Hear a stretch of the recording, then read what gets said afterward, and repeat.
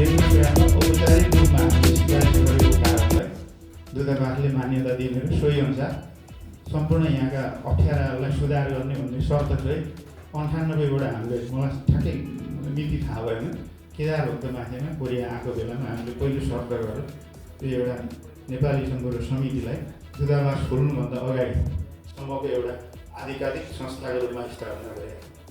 केही समय अगाडि अधिवेशन भएको देखियो सुन्यो, तर यही ठाउँमा बसेर हेर्दा केही साथीहरूले ती इतिहासै सबै बिर्साले त अलिक खल्लो गर्नुपर्छ लाग्यो। ठिकै छ, हाम्रो नयाँ अध्यक्षजी यहाँ हुनुहुन्छ, इतिहासलाई त्यति सजिलै नबिर्सौँ भन्छ। हाम्रो यो अहिले ट्रेन्ड नै के बनाएको छ भने पुराना जति सबै खरा, पुरानाले सबै बिगारे त्यो होइन। केही बिगारेका छन्, केही सपारेका पनि छन्। हामीले सत्य कुरालाई गर्नेलाई हौसला पनि दियौँ, पुरानबाट सिक्ने हो, इतिहासबाट हामीले सिक्ने हो। गाली गरेर केही पनि रिजल्ट निकाल्दैन। नराम्रोलाई नराम्रै भन्ने हो, छोड्ने हो, बिर्सिने हो, राम्रोलाई लिएर जाने हो। र अहिले नेपालको राजनीति त्यही हिसाबले अगाडि बढ्दैछ।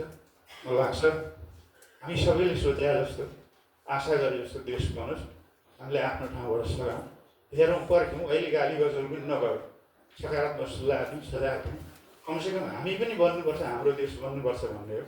यही शुभकामनासहित आजको यो कार्यक्रमको पूर्ण सफलतासहित तोकेको तपाईँको कार्यक्रम अन्तिमसम्म बस्नु नपाउँदै म हिँड्नुपर्ने कन्डिसनमा छु। त्यसको लागि क्षमा माग्दै यही बिदा हुन्छु।